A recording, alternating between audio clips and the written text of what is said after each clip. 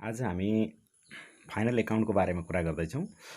सामान्यतया final account भन्नाले कुनै पनि अर्गनाइजेसन अथवा व्यावसायिक सङ्गठन एउटा निश्चित समयसम्म, सामान्यतया 1 वर्ष भनौँ न, 1 वर्षसम्म सञ्चालन गरिसकेपछि कति नाफा भयो, कति नोक्सान भयो, हामीसँग कति सम्पत्ति छ, कति दायित्व छ, कति रिटेन अर्निङको अवस्था छ, कति हाम्रो क्यापिटलको अवस्था छ भन्ने बारेमा अर्गनाइजेसनले अथवा अर्गनाइजेसन व्यवस्थापनले चाहिँ थाहा पाउन चाहन्छ। तसर्थ कुनै पनि निश्चित समय बिन्दुमा गएर अर्गनाइजेसनले अथवा कुनै पनि निश्चित समय बिन्दुको अन्तिम पिरियडमा बसेर कुनै पनि अर्गनाइजेसनले मसँग कति नाफा नोक्सानको अवस्था छ र मेरो अर्गनाइजेसनमा कति सम्पत्ति र दायित्वको अवस्था छ भनेर तयार पारिने वित्तीय विवरणलाई नै हामी के भन्छौँ त फाइनल एकाउन्ट भन्छौँ अथवा अन्तिम खाता भन्छौँ। फाइनल एकाउन्ट भन्नाले त्यस्तो खालको विवरण हो जहाँ अर्गनाइजेसनमा 1 वर्षभरि कमाएको नाफा र नोक्सानको अवस्था देखाउँछ, साथै 1 वर्षको अन्तिममा हामीसँग कति सम्पत्ति छ र कति दायित्व छ भन्ने कुरा पनि देखाउँछ है त। त्यसो भएको कारणले गर्दा हामीले यसरी भन्न सक्छौँ कि final account is that financial statement which shows the real profitability as well as financial picture of the organization। त्यसो भएको कारणले गर्दा हामीले यसरी भनौँ कि नाफा र नोक्सानको अवस्था चित्रण गर्ने विवरण साथै सम्पत्ति र दायित्वको अवस्था चित्रण गर्ने विवरणलाई नै हामी के भन्दा रहेछौँ त ब्यालेन्स सिट भन्छौँ। सामान्यतया यो चाहिँ के हुन्छ भनेदेखि हामीले चाहिँ के गर्छौँ त prepare at the end of the fiscal year है, सामान्यतया आर्थिक वर्षको अन्तिममा हामी तयार पार्छौँ।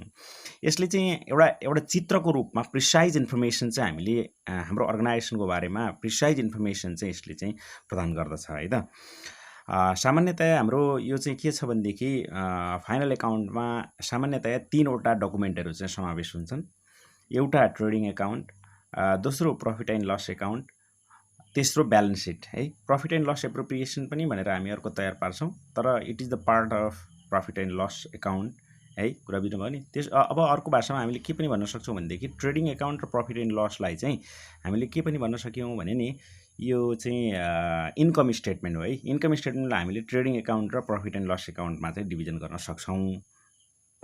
सामान्यतया फाइनल एकाउन्ट बनाउनुका केही उद्देश्यहरू छन्। ती उद्देश्यहरू चाहिँ के हो त भन्दाखेरि सामान्यतया 2 भागमा बाँडेर हेर्न सक्छौँ। एउटा इन्कम स्टेटमेन्ट तयार पार्नुको उद्देश्य अर्थात् ट्रेडिङ एकाउन्ट र प्रफिट एन्ड लस एकाउन्ट तयार पार्नुको उद्देश्य, र अर्को चाहिँ हाम्रो ब्यालेन्स सिट तयार पार्नुको उद्देश्य हो। समग्रमा हाम्रो अब्जेक्टिभ्स अफ फाइनल एकाउन्टलाई चाहिँ हामीले यसरी हेर्न सक्छौँ।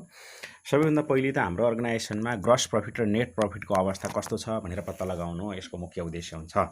ग्रस प्रफिट चाहिँ हाम्रो ट्रेडिङ एकाउन्टले पत्ता लगाउँछ भने नेट प्रफिट चाहिँ हाम्रो प्रफिट एन्ड लस एकाउन्टबाट चाहिँ हाम्रो पत्ता लाग्छ है त। यो चाहिँ के हो भने 1 वर्षभरि अर्गनाइजेसन रन गरिसकेपछि पत्ता लाग्ने कुरा हो है, एउटा निश्चित टाइम पोइन्टमा हुने कुरा चाहिँ होइन। यो अर्को के हो त भन्दाखेरि हाम्रो फाइनेन्सियल पोजिसन है, अर्गनाइजेसनको फाइनेन्सियल पोजिसन चाहिँ पत्ता लगाउन एकदमै महत्त्वपूर्ण भूमिका चाहिँ खेल्छ। यसले के हो फाइनेन्सियल पोजिसन भनेदेखि हामीसँग भएको सम्पत्ति तथा दायित्वको अवस्थालाई नै हामी के भन्छौँ त फाइनेन्सियल पोजिसन भनेर भन्छौँ।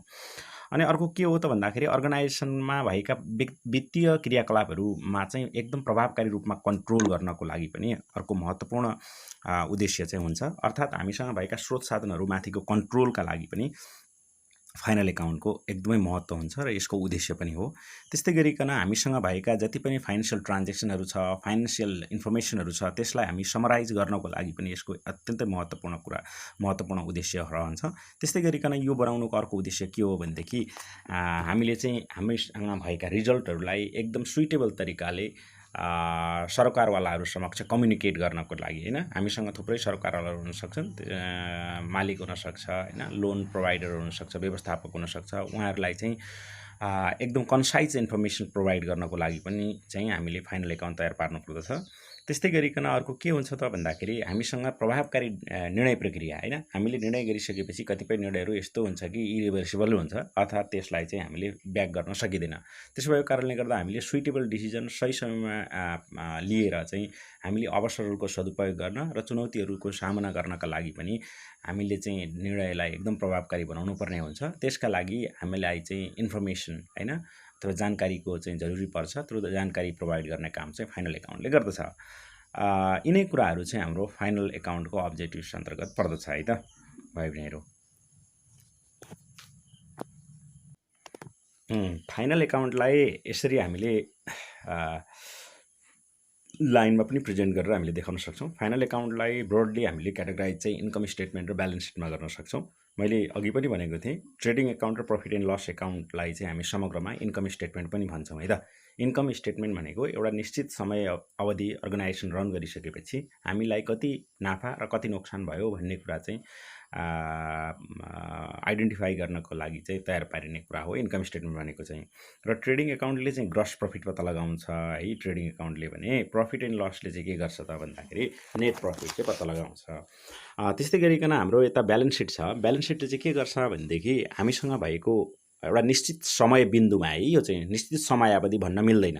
इन्कम स्टेटमेन्टको डेफिनेसन दिने बेलामा चाहिँ तपाईँले सर्ट एन्ड टाइम पिरियड भन्नु पऱ्यो, निश्चित समयावधि भन्नु पऱ्यो भनेदेखि ब्यालेन्स सिट चाहिँ निश्चित समय बिन्दु भन्नु पऱ्यो। एउटा निश्चित समय बिन्दुमा हामीसँग कति सम्पत्ति छ र कति दायित्व छ भन्ने कुराको विवरण चाहिँ ब्यालेन्स सिटले दिन्छ।